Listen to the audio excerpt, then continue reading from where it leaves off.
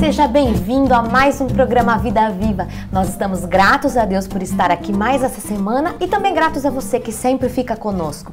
Você sabia que 62,7% das famílias brasileiras estão endividadas? E você sabia que 19,2% dessas famílias afirmaram ter contas em atraso, sendo que aproximadamente 7% dessas pessoas simplesmente disseram que não tem como pagar as suas dívidas? Será que você está entre essas pessoas? O brasileiro tem fama de ser meio mal pagador. Será que você está entre eles? Ou não? Você é uma pessoa bem reguladinha com as contas, administra bem a família? Esse é um assunto importante, não é? Para isso, nós trouxemos a convidada de hoje, que é a administradora financeira Sheila Stein. Oi, Sheila, que alegria ter você aqui conosco no programa Vida Viva. Obrigada pelo convite.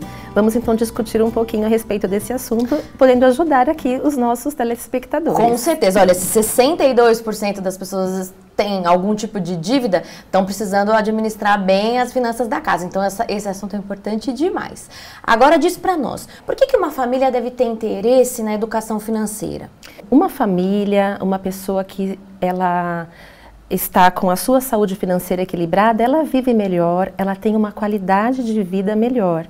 E para isso, ela precisa ter um controle entre a sua receita e despesa. Eu não estou falando aqui de uma família que ganhe muito bem, nossa, eu preciso ganhar muito bem para ter uma saúde financeira, porque ela pode ter uma receita muito boa e mesmo assim ela ser desorganizada, ela não ter um controle, um planejamento, e aí, de certa forma, todo o dinheiro que entra sai de uma forma muito rápida também, ela não consegue planejar para o futuro, não consegue ter uma reserva preventiva, e isso faz com que ela tenha esse desequilíbrio. Por isso que é muito importante, assim como nós temos interesse no aspecto físico, no emocional, por que não também cuidar da saúde financeira nossa e da nossa família? Até porque a doença, a saúde ou a doença financeira acaba acarretando problemas em outras áreas, né? A gente vai falar sobre isso também no decorrer do programa, né? Agora diz pra mim, quando deve começar a educação, quando deve ser o começo da educação financeira numa família ou para os filhos, etc? A saúde financeira, assim como outros aspectos de educação, tem como base o lar. No lar é que nós devemos, então, ter todas as bases para a nossa vida como um todo. E por que não educando nossos filhos desde cedo a consumir com cautela, a evitar o desperdício, a saber usar os recursos devidamente, os recursos materiais, não ter o consumismo em mente, né, como se tem praticado hoje na nossa sociedade. E muitas vezes nós precisamos trabalhar isso nos adultos, porque eles já vêm com umas crenças que eles adquiriram desde a infância, ao verem seus pais, desde cedo, a discutirem em casa sobre o dinheiro. Então eles vêm com essas ideias, com essas crenças que nós chamamos de crenças limitadoras. E precisa ser trabalhado isso no adulto, ele precisa descodificar isso na sua mente. Então é muito importante que os pais, desde cedo, promovam nos seus filhos a educação financeira dentro do lar. Você sabe que você mencionou uma coisa que eu achei interessantíssima. Não é só dinheiro, né? A gente aprende que a gente tem que ter economia, a forma de economizar no alimento. Sobrou um alimento de um dia para o outro, por que jogar fora? De repente a gente faz de uma outra forma, apresenta de uma outra forma, pega o arroz que sobrou, depois faz um risoto, alguma coisa assim, para que a criança possa aprender que em tudo a gente pode economizar, né? Achei muito interessante. E a questão financeira, ela não é só matemática, ela é muito emocional. Então, por isso que nós precisamos trabalhar muito também com essas crenças que vieram desses pais e desde cedo inculcar na mente dos seus filhos a importância de ser uma pessoa saudável financeiramente, controlar as suas emoções antes de gastar. Há milhares de famílias em desequilíbrio financeiro e hoje nós temos muitos recursos que essas famílias podem buscar. Temos uma editora que é a Dizop Educação Financeira, que ela tem muitos materiais através do seu idealizador, o Reinaldo Domingos, que é meu professor da especialização.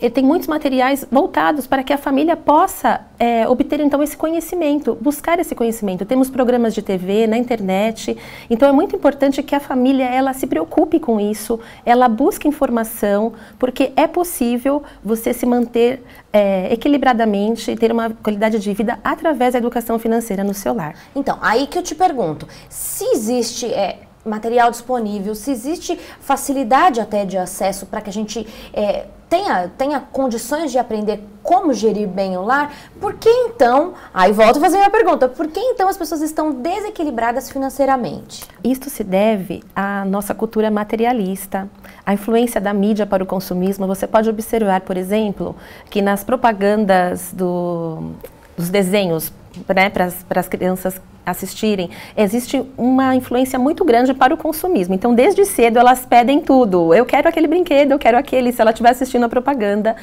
E o que acontece? A família também não tem planejamento. Muitas famílias vão gastando, não tem ideia da sua receita, da sua despesa, não tem isso planilhado, não tem isso identificado Quanto dentro da sua casa. A minha família viver, isso. Né? A maioria gasta mais do que tem, porque ela não tem esse controle. Então, isso é uma grande causa. Pode acontecer também o desemprego e ela não tem uma reserva preventiva, se preparando já para esse evento de desemprego. Pode acontecer também, se ela tem um negócio próprio, com a situação econômica do país, ela acaba perdendo seus clientes, então isso desestrutura a sua empresa e acarreta na sua vida pessoal, porque toda família precisa ter uma reserva preventiva. É isso mesmo. E fala pra mim, então, quais seriam as consequências? Tá, a gente tem uma família que não se planeja, que a gente viu é a maior parte das famílias. Essa questão do desequilíbrio financeiro pode, de alguma forma, prejudicar mesmo as relações familiares? Mais especificamente, as famílias mesmo. Infelizmente, é muito comum as brigas entre famílias, principalmente por essa questão de empréstimo, ou ser fiador, irmãos. É isso mesmo, né? A Bíblia menciona um texto que está em Provérbios 6, que fala sobre esse assunto de fiador, às vezes, né? você é fiador de um irmão e esse irmão não consegue cumprir e acontece até dele ficar receoso com você e aí cria um atrito no relacionamento, causa frustração, desconfiança, cria uma baixa autoestima. Então, de repente, o membro da família ele não consegue mais manter o seu padrão de vida e ele fica, então, se afasta da família por ele não poder mais estar presente ali no social junto com a sua família da maneira como ele gostaria de estar.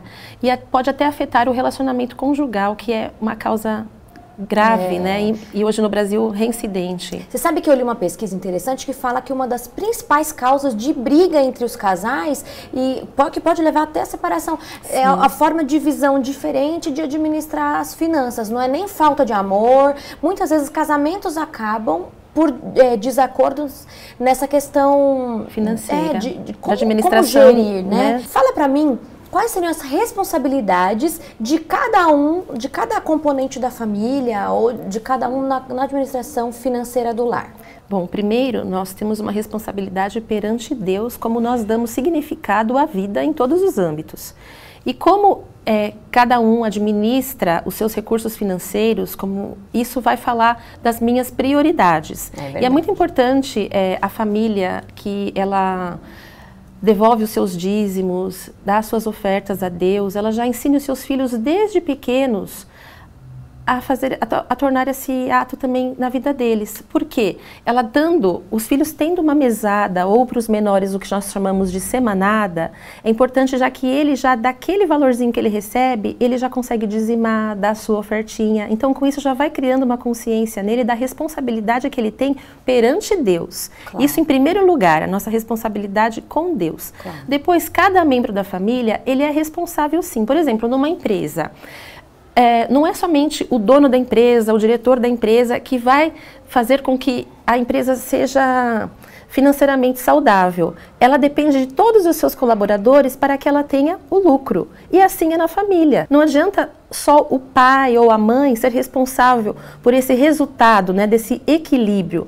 Faz-se necessário cada membro da família tenha a sua participação. E a gente pode ver um pouquinho mais para frente como é possível, às vezes, sem mexer com relação monetária, mas com relação econômica dentro do lar, isso pode se tornar possível para que tenha um resultado favorável dentro da família. Se a criança ajuda, ela não pode trabalhar, mas ela pode ajudar a tomar um banho um pouco mais rapidinho, sim, ela pode ajudar apagando as luzes, ela pode ajudar, de repente, a não bagunçar tanto a casa e não precisar de pagar alguém para tantas vezes durante a semana. E além disso, se isso tudo acontece, todo mundo ganha, né? Ele pode passear com o pai tem mais tempo livre, vão poder, de repente, fazer uma viagem. Assim como uma empresa, todos fazem parte do processo para a obtenção de um resultado.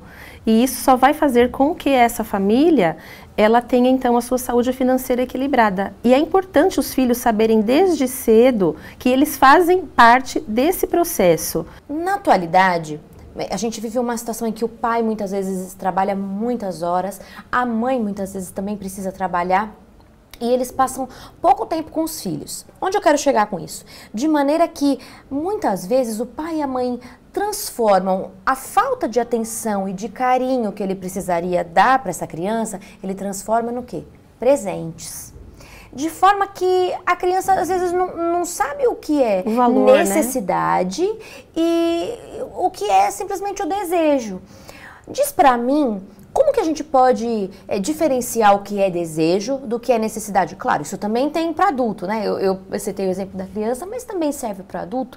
Qual a diferença entre desejo e necessidade e qual é o perigo que a gente tem de substituir a atenção e carinho por presentes? É muito importante separar mesmo o desejo de necessidade. Desejo é aquilo que você quer, necessidade é aquilo que realmente você precisa. Então, precisa fazer uma análise, saber se realmente aquilo que eu estou querendo, eu posso pagar? Eu preciso disso para agora? Então, você tem que fazer essas perguntas, tem que tomar muito cuidado com o efeito manada, o que a gente chama assim, manada, aquela pessoa comprou, adquiriu, então eu quero também.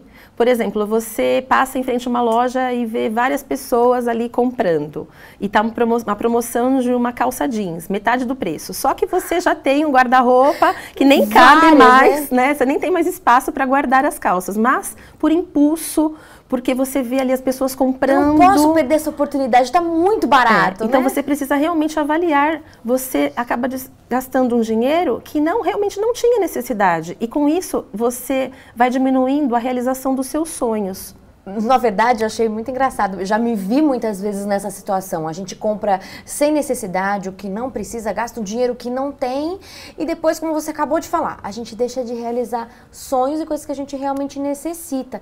Mas também queria que você mencionasse qual é o perigo da gente criar nos nossos filhos esse desejo de transformar a atenção de pais em presentes. O que isso pode acarretar no futuro para a criança? Então, ela pode entender que é tudo muito fácil, ela não consegue perceber o quanto foi necessário para se valorizar, né, como se chegou nesse resultado. Quanto o pai e a mãe galgaram para poder... Para chegar isso, se torna fácil, então ele cresce com uma perspectiva errada do dinheiro, do quanto isso vale. Ele tem um valor monetário muito, muito grande, porque é um tempo investido, uma dedicação. E voltando falando das necessidades básicas, nós sabemos que temos a locomoção, a habitação, a comunicação, o alimento, o vestuário, mas temos essas pirâmides das necessidades básicas. Mas por que não colocar como tópico, primeiro nessa lista, colocar a fidelidade a Deus e a realização de sonhos? Isso porque mesmo. Às vezes, uma família, quando ela vai fazer o seu orçamento, ela deixa o sonho lá para baixo. Então, ela nunca consegue realizar os sonhos. Então, é preciso colocar o tópico dos sonhos acima também disso.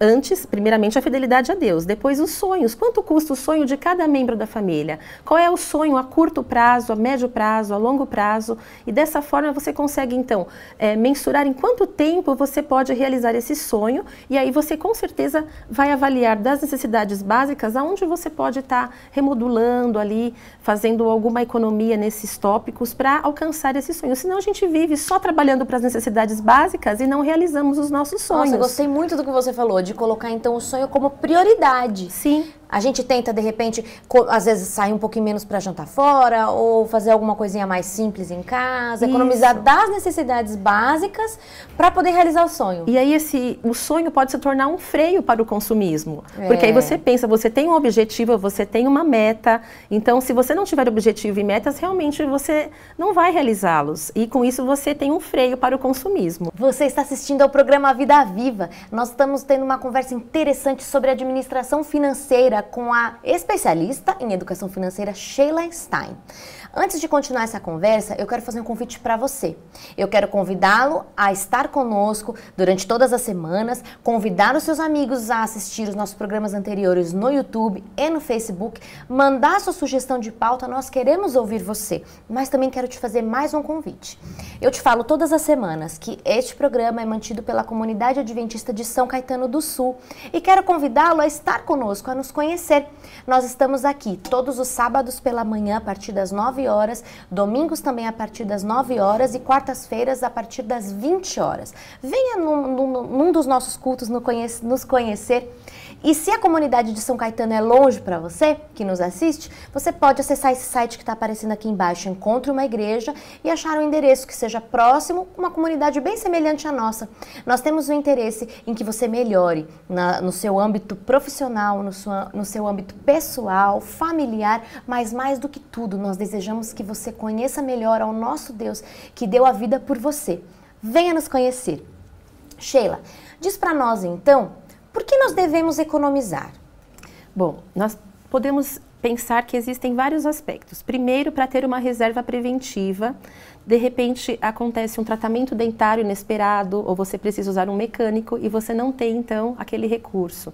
Para não ser um peso a outros, porque aí você precisa pedir empréstimos, né? Para o tempo de vacas magras, porque de repente uma família está nos assistindo e vai pensar, não, eu estou bem, está tudo certinho comigo, com a minha família, financeiramente estamos saudáveis, mas você tem pensado nessa reserva para uma possível, né? Nós sabemos que a economia do nosso país, ela pode se tornar de repente, e como já está acontecendo com muitas famílias, né? Então você ter uma reserva preventiva é muito importante. Muitas famílias pensam assim, eu não tenho muito dinheiro para economizar, então não economizam nada. Mas é importante que você veja a realidade de cada família. É importante economizar nem que seja um pouquinho por mês, um pouquinho a cada dia. Todos na casa devem ter um cofrinho para aquelas moedinhas que foram sobrando de troco. Às vezes você não dá tanto valor, mas você vê em 1 ano, em 2 anos, isso pode representar algo que dá para ela usufruir de uma maneira legal. Claro. Então, pensa assim, é pouco. Não, de grão em grão, né? Tem até a galinha enche o papo. Então, isso é muito importante, a família ter essa reserva preventiva. E nós temos até na palavra de Deus, eu anotei aqui, porque quem pensa que a Bíblia não fala de finanças está muito enganado. Olha só, tem em Provérbios 2 passagens, uma está em Provérbios 21:20, que diz que o homem sábio economiza para o futuro, mas o tolo gasta tudo o que tem. Olha só a palavra de Deus nos dando então essa dica aí de economizar. E outra em Provérbios 10, 4, 5 diz que o que trabalha com mão enganosa empobrece, mas a mão dos diligentes enriquece. O que ajunta no verão é filho sábio, mas o que dorme na cega é filho que envergonha. Olha só. Olha só. Então a palavra de Deus também nos trazendo esses conceitos de economia. E queria te fazer uma outra pergunta que eu fiquei pensando aqui. Sobre essa coisa das vacas magras, eu pensei na questão do envelhecimento, no momento da terceira idade. Você aconselha que, além da gente depender do INSS, a gente faça o nosso próprio plano para a velhice? Como que funciona nessa questão da gestão financeira a terceira idade, o momento em que não podemos mais trabalhar? Com certeza, nós precisamos pensar nesse futuro. Embora nós vivamos aqui pensando que Deus ele sempre está ao nosso lado, Ele provê todas as nossas necessidades, mas enquanto vivermos aqui nesta terra, nós temos então que fazer o nosso melhor com os recursos que Deus nos dá. Então você pode economizar de forma para curto prazo, para médio prazo e longo prazo. Então você pode diversificar essas aplicações financeiras, essas reservas. Ou você faz investimento imobiliário, ou você faz um investimento na previdência. Então você precisa, além de diversificar, pensar só não no curto prazo, prazo, como eu vou poupar para uma viagem, mas poupar para o filho para a universidade, mas poupar para a aposentadoria. E se você vê que da maneira como você poupa ou faz uma previdência privada, se você verificar isso, no final de 20 anos, de 30 anos, você realmente vai ter uma boa reserva. O importante é começar. Muitas pessoas ficam adiando esse início, né? Demoram muito para iniciar essa economia para o futuro, mas hoje é o dia já de pensar em economizar para o futuro, porque a gente trabalha hoje, não tem muito tempo para usufruir, mas depois lá na frente a gente tem que ter essa reserva para poder tanto utilizar para as nossas necessidades, como também para poder, nós vamos ter mais tempo, né, para passear, e aí, claro. Não temos nenhuma reserva para esse momento, quando chegar? Você sabe que eu, essa semana mesmo, lá em casa a gente teve uma surpresa com essa questão da economia para o futuro, porque já tem alguns anos que eu guardo já pensando no meu futuro, né? E eu me surpreendi de ver o valor que eu já tinha guardado, porque é bem pouquinho que eu fui juntando, desde que eu me formei. Essa semana, meu marido e eu consultamos no banco, a gente ficou surpreso com quanto dinheiro já deu. E essa surpresa, ela pode ser do lado também da receita ou da despesa. Por isso que se você não tem o controle, quando você vai fazer a conciliação bancária, você não imagina que você gastou tanto. Por isso que é bom que cada família faça, então, esse diagnóstico que a gente vai falar um pouquinho mais à frente. Você sugere que esposo e esposa, marido e esposa tenham conta conjunta ou que sejam contas separadas? Olha, eu entendo que isso não vai influenciar a administração da família. Tendo conta conjunta ou separadas, o importante é que todos saibam a situação, que o casal conheça a receita, né, o valor que cada um ganha, e isso seja colocado juntos na família. Não é que somente o homem deve ter a responsabilidade. Se a mulher trabalha, isso que eu te perguntar. Ela tem a Se responsabilidade os dois trabalham, também. Os dois ajudam a contribuir. A família como um todo, ela precisa estar unida. Existem famílias, por exemplo, que a esposa ela não tem acesso às informações do marido. Então isso não é legal, porque quando o marido precisa dizer não, muitas vezes, para o filho ou para a esposa, ele é mal compreendido, porque não se sabe o outro lado também. Então, por isso que é importante, desde a formulação da receita... Até os filhos têm que saber. A família não tem que ser alienada, né? Olha, agora nós estamos vivendo um momento de maior dificuldade, o papai ganhou menos, ou, sei lá, estamos vivendo um momento de dificuldade em paz. Vamos precisar apertar o cinto um pouquinho. Sim, o filho precisa compreender a situação real e não só simplesmente ouvir um não. Ele precisa entender o porquê desse não. E com certeza, se você ensinar o porquê, ele também vai criando, a educação financeira também vai criando na cabecinha dele desde cedo isso. Ele começa a entender todo o processo, o ganhar, o gastar, o consumir com cautela. E agora a gente está caminhando já para o finalzinho da entrevista. Eu vou te fazer mais uma pergunta e já pedir que você emende numa mensagem para quem nos está ouvindo. Qual a importância da família, então, estar unida nessa questão do diagnóstico e da administração do orçamento familiar? E já em seguida, já deixa a mensagem para quem nos está ouvindo. Bom, o diagnóstico é muito importante, você sentar com a sua família, faça uma reunião familiar e levantem então todas as suas receitas e apontem as suas despesas. Como eu disse, as necessidades básicas e por que não os sonhos, né? Além da fidelidade a Deus, que é imprescindível, e por que não os sonhos de cada membro da família e também essas reservas para curto, médio e longo prazo. Só que existe também um livro do Reinaldo Domingos, que eu também anotei aqui, que diz que mesada não é só dinheiro, é um livro novo dele, e isso aqui vai totalmente ao encontro da mesada econômica, como você mesma mencionou. É possível os filhos, de repente uma família fala, poxa, eu não tenho condições de oferecer aos meus filhos uma mesada financeira ou a semanada para os menores. Então ela pode ensinar essa mesada econômica, proporcionando ali os filhos o entendimento de forma lúdica, mostrando, por exemplo, uma conta de luz, mostrando uma conta de água de supermercado, para que ele possa ver, olha, aqui a gente sai quanto nós consumimos no mês, esse valor aqui. Vamos então economizar nesse mês e no próximo mês a criança mesmo vai ficar entusiasmada quando chegar a conta para ver se alcançou o objetivo. Que legal. E mostrar para eles então que com essa economia eles podem então utilizar esse recurso em algo muito mais favorável para eles. Então você pode dividir essa economia que eles tiveram no apagar as luzes, simples, no conservar o seu material escolar, conservar os brinquedos. Que conversa interessante, Sheila. Com certeza foi muito agradável e muito educativa para mim e para quem nos está assistindo. Obrigada mesmo, viu? E eu gostaria de deixar uma frase de Lucas 14, 28, que diz: pois qual de vós, querendo edificar uma torre, não se assenta primeiro a fazer as contas dos gastos para ver se tem com que acabar? Então a oração, ela também é muito importante, pois ela nos ajuda a encontrar o equilíbrio para termos uma saúde financeira saudável dentro do nosso lar. Né? Esse é o caminho. Muito obrigada. E obrigada também a você que ficou conosco, que você também possa ter uma melhor administração do seu lar. Fique agora com uma mensagem espiritual.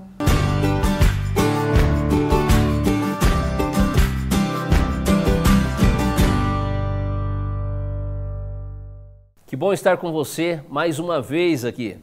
No programa anterior nós falamos a respeito do grande significado da morte de Jesus Cristo para a nossa vida. E nós aprendemos que a morte de Jesus Cristo nos trouxe reconciliação com Deus.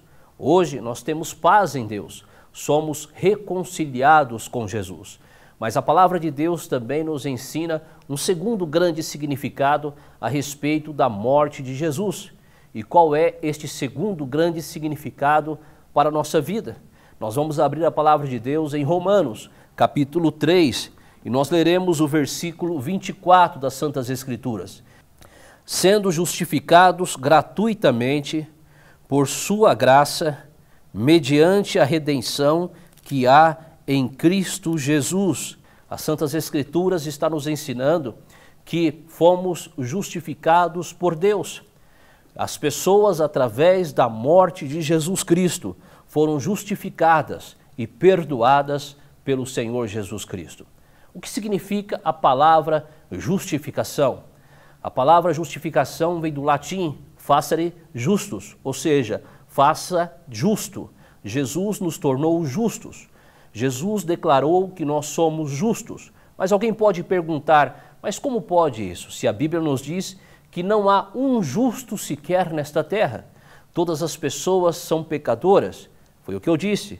A palavra de Deus nos ensina que a morte de Jesus declara você justo e não torna você justo. O que significa que diante do universo você morreu para o pecado. O pecado não tem mais força sobre a sua vida, porque isso é uma ação vertical de Deus. É Deus operando em você o perdão, é Deus operando em você a sua justiça. Você se tornou uma pessoa justa diante do Senhor. Mesmo cometendo erros, mesmo sendo um pecador, você se torna uma pessoa justa. Mas alguém que está nos assistindo, venha me dizer o seguinte: mas se a palavra de Deus nos diz, sede vós perfeitos como é perfeito o vosso Pai que estás nos céus. Não temos que ser perfeitos? E pessoas perfeitas não são pessoas justas? Não, não é isso que está dizendo a Bíblia. As Santas Escrituras estão nos ensinando o seguinte, que perfeição é maturidade espiritual. E esta maturidade espiritual eu sou capaz de alcançar, você é capaz de alcançar.